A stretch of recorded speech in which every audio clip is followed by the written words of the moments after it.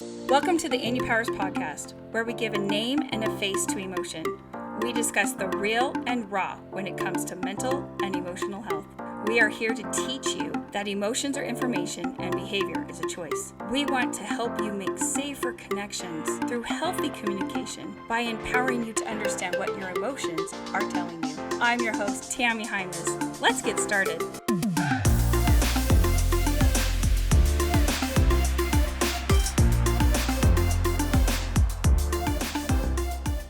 Welcome to the inUpowers podcast. I'm Tami Hymas, and today we have with us Marcie. And you might have heard us talk about Marcie in the podcast. She's the one that has been notoriously behind the camera. In fact, she's also the pin behind the art, and she's our creative director. And she has been with us for more than a couple years now, and we have done a lot together, haven't we, Marcie? Yes, we have. And she has been through the program as we've been developing Be Still and Be Whole and characters and things. So I am so excited for you to meet the fingers and the art behind the characters and the program. And for a moment's minute, real quick, I want you to think of a time when your emotions were really big and you could feel your heart racing and your palms were just sweaty, but then you took a moment and you took a breath and you were just still and you found out what your emotions were telling you. That's part of our Be Still in the program. We'll talk about it more, but I want you to think of those times and the power you gained when you knew what your emotions were telling you. So, hi, Marcie. Hello. I'm not used to being on this side of the camera. Yeah, actually, you were pretty nervous when we got started, weren't you? I just want to make sure everything's working, but I'm on this side. Yes, and then you sat in the chair. What was your first thing you said? I feel very small. These chairs are quite large, but they're comfortable. They are. I like them. But they swallow you, don't they? Yeah. So, as you've been a part of all of this, tell everyone what you've experienced as you've gone through this program. All right. Well, that's a loaded question. Good. That's what they need to hear. I found Tami. I found this program about 2.5 years ago. Maybe closer to 3 years ago is when I found it. But I started working with you guys pretty soon after that. I was still in college getting my degree in business management marketing and came on with you guys at the time to start making the guide, bringing it into Adobe InDesign and creating the guide. And then from there, we have totally flipped the program around. Yes. And developed and created the course that we now have and a bunch of new tools within the program. And I got to be a part of remastering the characters and updating their colors and adding a few little details that weren't in them before that we've now added for learning purposes, and it has been a crazy ride. Actually, she added accessories to the emotions. They have things such as glasses, so when you're in that emotion, you can see the way that emotion sees the world. And then we also created a footprint, which is the accountability of your impact of the behavior of your emotions, and so many things. With this program, and as you've been working through it, has it affected you much? Yes. That's a loaded question. That one also is too, yeah. I actually, when I first started with you, as I said, I was in college, and I was actually married at the time, and was kind of struggling in my personal life. I was almost graduating, didn't really have a path for after graduating. I was struggling mentally and emotionally in my personal life, and I started learning the characters as I was redrawing them, and that in it of itself just helped me to learn who the characters were. And as I learned about both the reactive and the proactive characters, I started recognizing these things in my own life and started realizing some things that weren't ideal, things that I was ignoring, and I didn't realize I was ignoring. And I ended up going through a divorce just about a year and a half into working with you. Yes. And we all joke that whoever starts working with this program, their life gets drastically changed so that you can learn the program and be able to have a full understanding of the characters so that you can then teach it to other people, because that's just kind of how it works.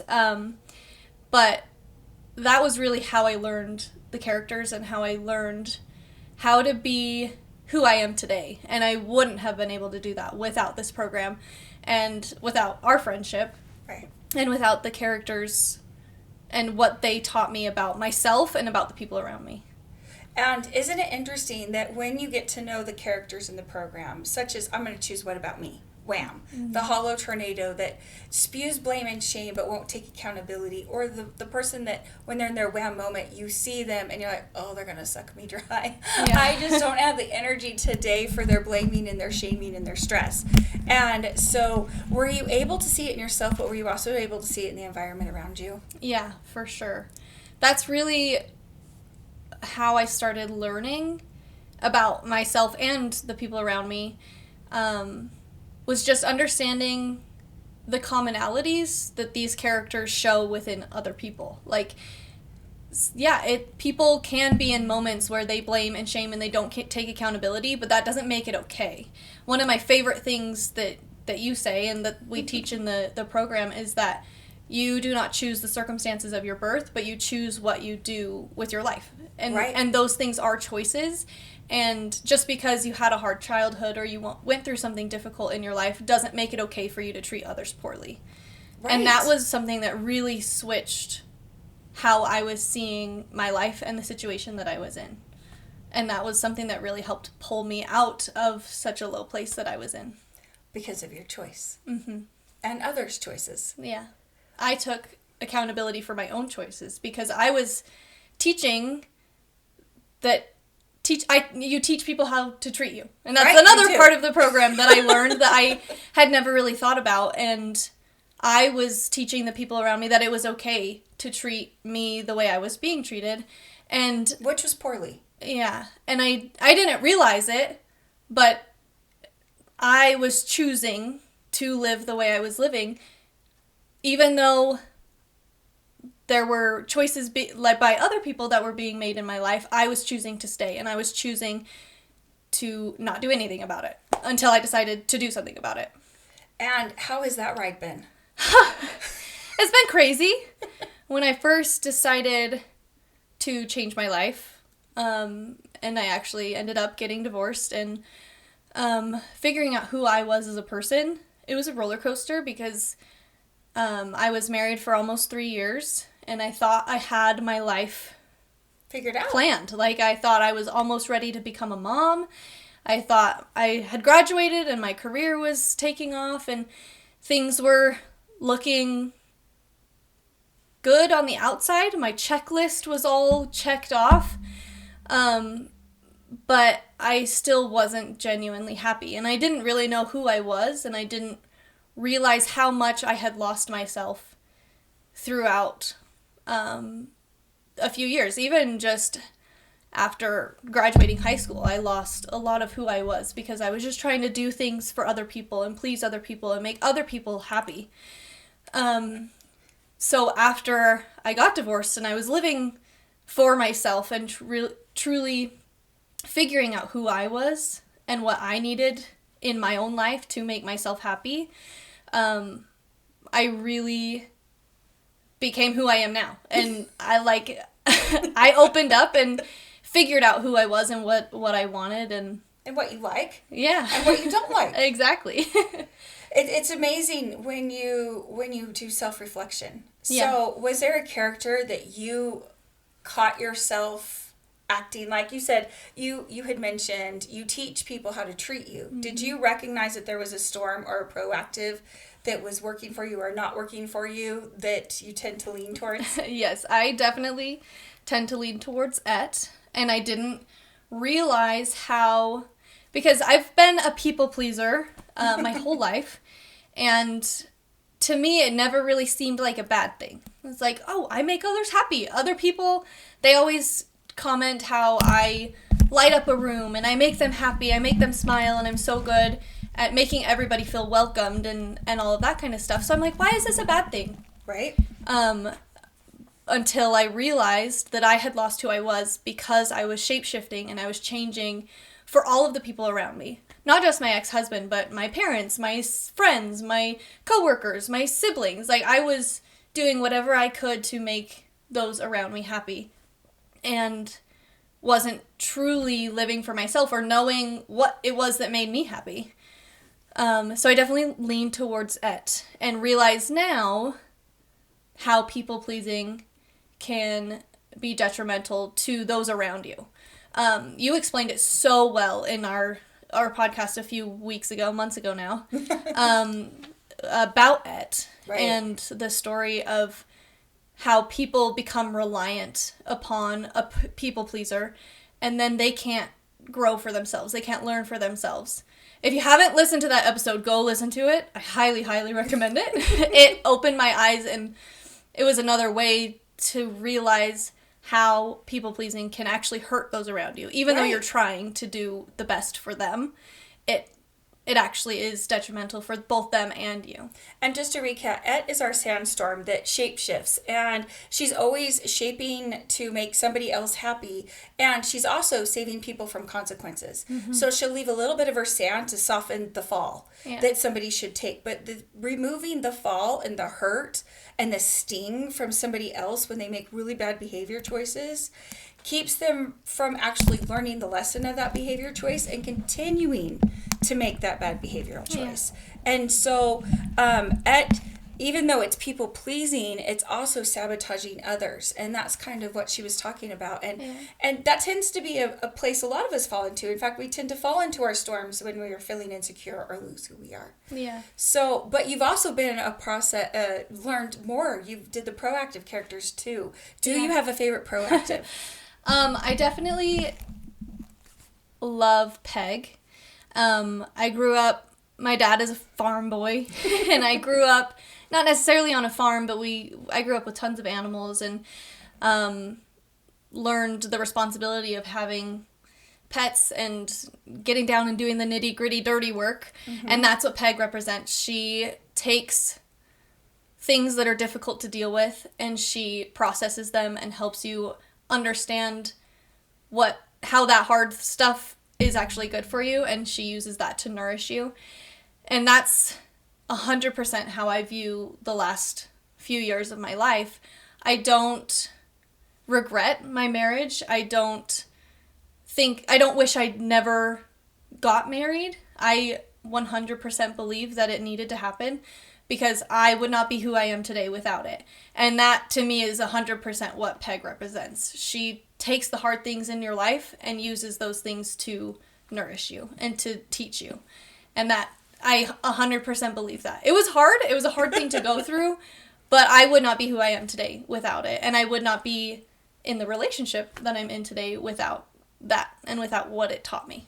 Right, and she also represents your gut intuition. Yeah. So a lot of times when you're people-pleasing, you stop listening to your own gut, don't you? Yeah, for sure. And you start doing what? You just... Whatever other people want. I'll just do whatever they need to make them happy. It doesn't matter. I can do that my whole life. It's fine. Right. I don't need to be happy. It doesn't matter what my gut's telling me. It's okay. They'll just be happy and I'll be okay. Makes me happy. So It's okay. I don't have to have an opinion. Yeah. But how hard is it to be around somebody without an opinion? Oh, it can be so frustrating.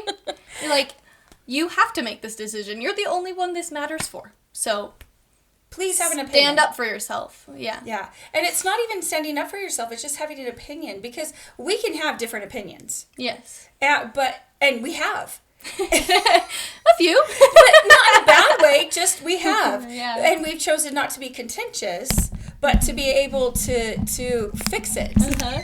I'm so sorry. The little thing keeps falling off. Okay, if you guys are watching us on video, there is a little podcast holder thingy, and it keeps popping off, and I keep putting it back on. I feel bad because I made these. They're fantastic. I gotta get once again, she's our creative director. She's incredible, and of course, it's her podcast that they fall down on.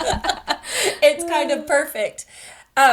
Anyways, but we've had different opinions, and then we do what's the most right way. Yeah. It's having an opinion different than mine doesn't make either of us wrong. Mm-hmm. It just makes us human. Yeah. And I love that. Yeah, me too. It has been so fun. We have drawn a lot she has drawn everything. If you see a visual, her hands have touched it. And if you It's see so fun. And if you see a visual, it's my head in her hand. Yep. Yeah. I like to take what you have in your brain and make it something. It's wonderful. It's the best job ever. It is for me too. I'm so grateful. And there are a few things that you've actually helped us create too.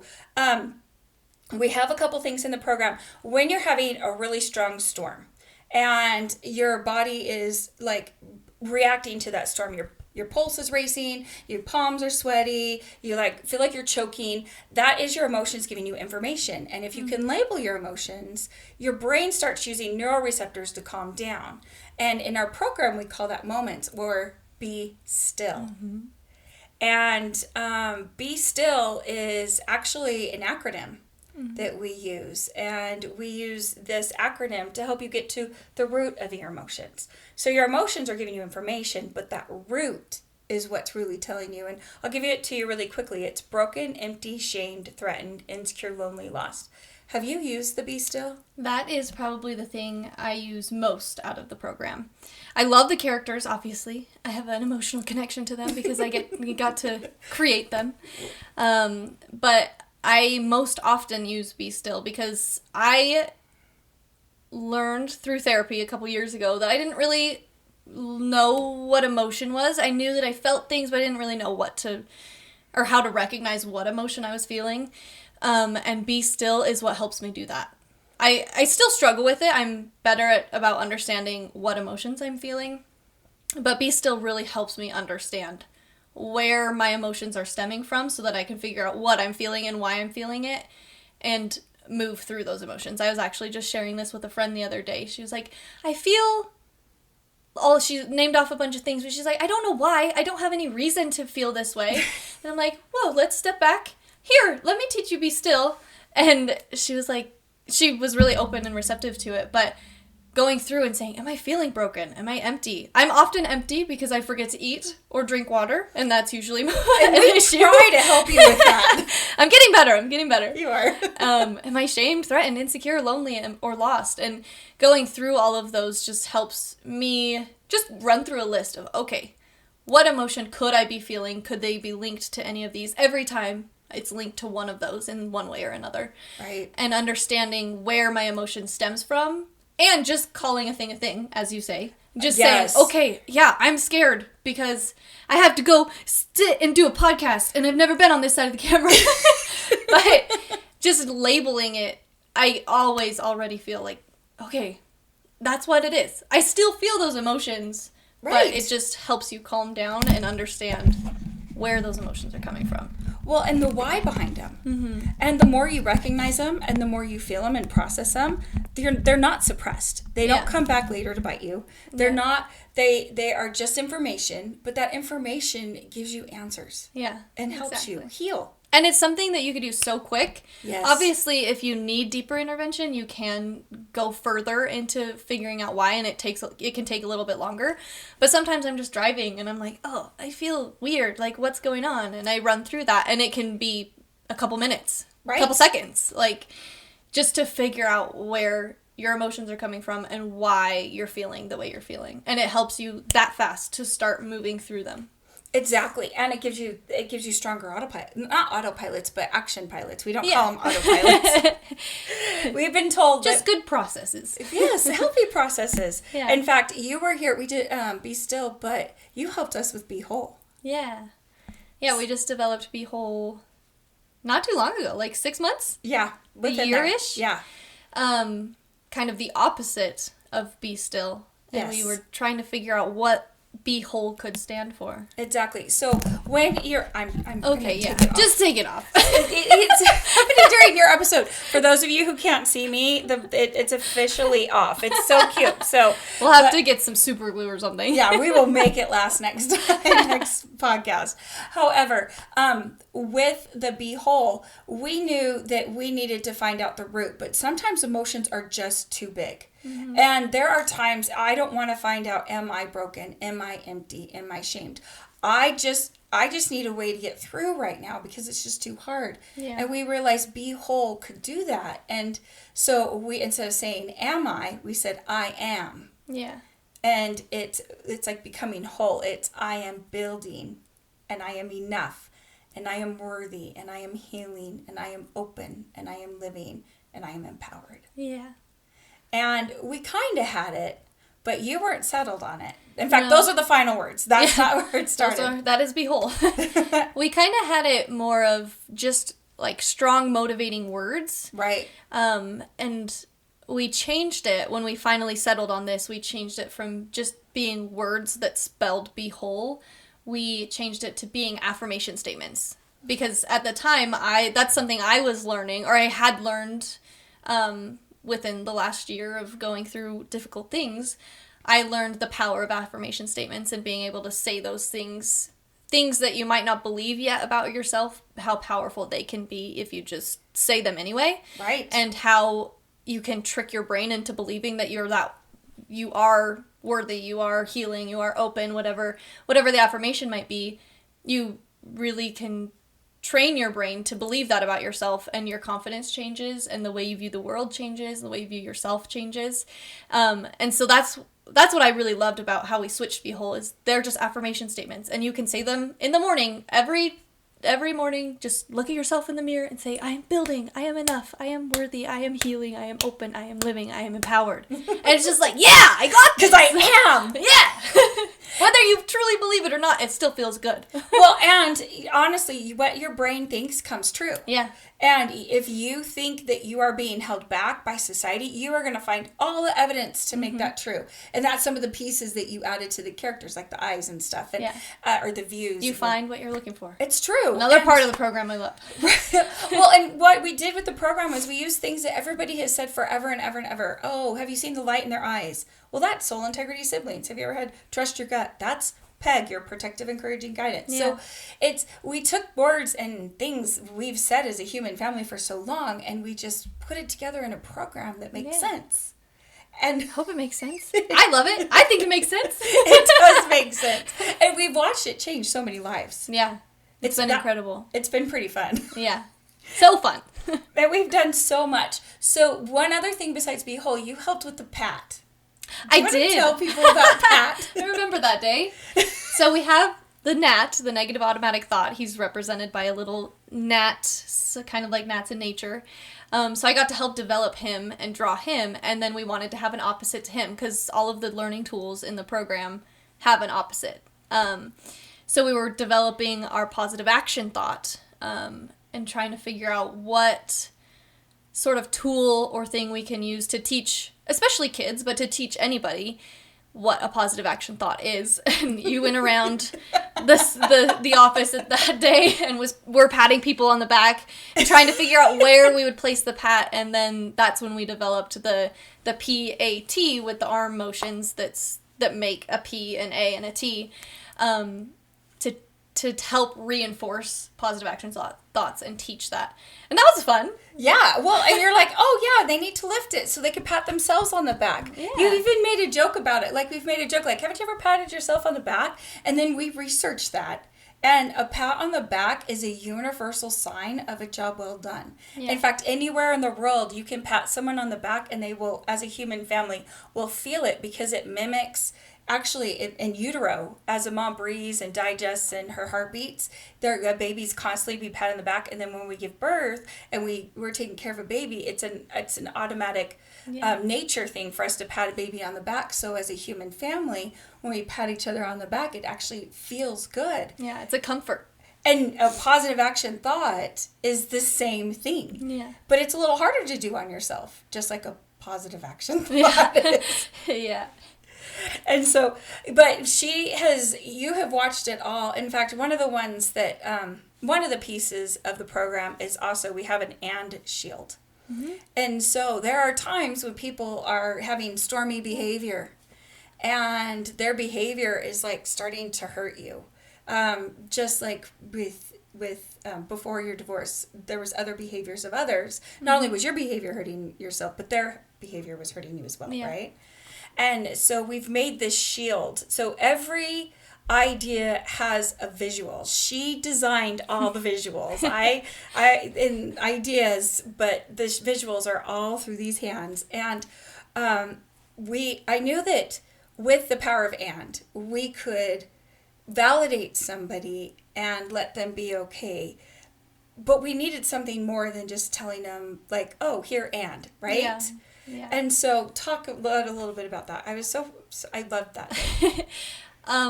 I remember when you sort of first taught me that part so that I could understand the program, but when I really started implementing that into my life, because as somebody who tends to have the energy of it, I guess you could say, I am not great at setting boundaries. And that is what the power of and does. It's to teach you and to help you set boundaries so that you can acknowledge what somebody's saying. That's what the A stands for. You can navigate. You can decide to live with it, leave it, or change it. And if you can't do one of those, you gotta let it go. Yeah. But it helps you follow through. Yeah, it helps you choose, and then you dedicate, which is what the D stands for. You dedicate yourself to follow through with the choice that you've made. And it really helped me, not only when people are necessarily hurting me with their actions, but even just in my own life. I get a lot of advice in my life, and I love it. I'm the youngest, so I get a lot of advice from older siblings, from parents, from relatives, and I love the advice that I get, but sometimes I have to be able to stand my ground and say, thank you for your input, and I'm going to do what I think is best for me. And learning how to set those boundaries using the power of and has been super incredible. But it was fun to make the little and shield, and you can use it as an actual shield, and that spew from other people bounces off and goes back to them, or is a reflection of themselves and how they see themselves and see the world, and it protects you to be able to live your life the way you need to. Right, because we don't have to take somebody else's storm. No. And we don't realize that we actually have the power to decide if their storm needs to even be our storm. Mm-hmm. And I think we've gotten so I don't know if it's not complacent, but in society we see something bad happening and we don't go stop it. We kind of just, oh, they're just having a moment, or do you know what I'm trying to say? Accountability is yes. It really is, and we've made things easy for people, but really we've made it much harder. Mm-hmm. Because you don't learn if you're not held accountable. Right. Mm-hmm. And you don't actually know, without accountability, how much harm you're actually inflicting. Yeah. And that was a lot of where I was at in life. I wasn't holding the people around me accountable to their actions, and so they didn't even know what they were doing was hurting me, because I didn't speak up about it until I decided to. And then probably shook their world. Yeah. We are so grateful for you guys to know so much about all of this. It's we really have had so many adventures. Mm-hmm. Is there anything you want to tell others or share with the world about the program, about you, about this, any superpower they can take with them by just listening to the podcast? I definitely recommend listening to the podcasts. We have a lot of great guests that get to come on and share their input, but also you do an amazing job on the podcast. I don't know if you always believe me when I tell you that, but you do. I'm working on it. I know we're new to the podcast world, but the insight that you share on the podcast and that our guests share is invaluable, and it's free. It is. I would 100% recommend listening to the podcast episodes and just trying to implement the things that you're learning from the podcast, from our social media, especially Be Still. I feel like that's something super simple that you can start implementing right now into your life and into your children's lives or those around you, just to start understanding what emotions you might be feeling and where they're coming from is an amazing step into learning about emotions if it's not something you've ever really learned about before. But honestly, everything. I love everything about the program, and I think everybody should have it. So I do too. I want our human family to recognize that we are so much more the same. Yeah.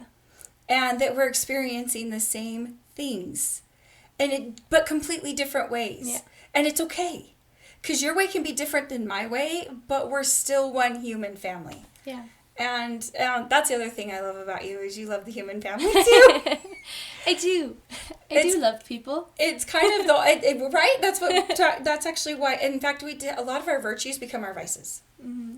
And so, if we lean towards a storm like perfectionism, which could be a virtue, could also be your vice. And you loving people, wanting to make them happy, was your virtue and your vice. Yes, but I'm getting better about it. Not not being a people pleaser so much, but it still happens. Because we're human. I'm a human, yeah. I every time we turn off the camera, I'm like, oh my goodness, I don't know, and did I handle this right or did I handle that right? Because I'm insecure as well. In fact, that's my strongest of the be still. That's the one I lean on the most, shamed and insecure. Mm-hmm. I don't ever feel threatened. I don't feel like I have to control a situation. I don't feel like I'm not safe. There's just other ones that people normally are, but the one that tends to be mine is insecure. So I get it, and we all get it, and that's why we built the program, and that's why we're sharing it with the world, and so grateful for your talent. And it's been really fun. So fun. I love it. Everybody, go get the program so we can keep doing this. and share the episodes that have impacted you with people that you love so that we can help. And I'll start it. Do you mind finishing it? Sure. And remember, emotions are information. And behavior is a choice. See you next week. Bye. Thank you for joining us on this week's episode of the inUpowers podcast. We are grateful you are here. Please share this podcast with those you know who might need it, and follow and rate us so we can continue providing this podcast to you. Follow us on social media to see more visuals about the inUpowers, and join us next week for another episode. Until then, remember, the power to choose is in you.